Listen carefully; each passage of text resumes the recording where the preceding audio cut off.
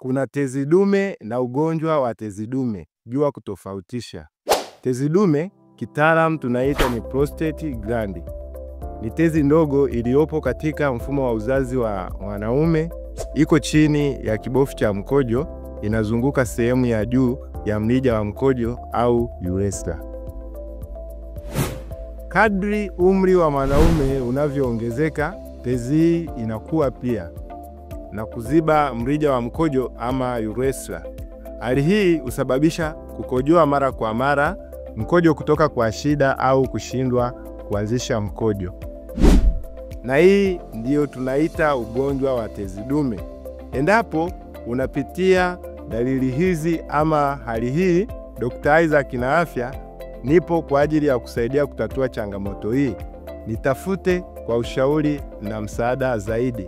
Usisahau like, comment, kushare na kufollow account hii ili kuendelea kujifunza zaidi. Asante.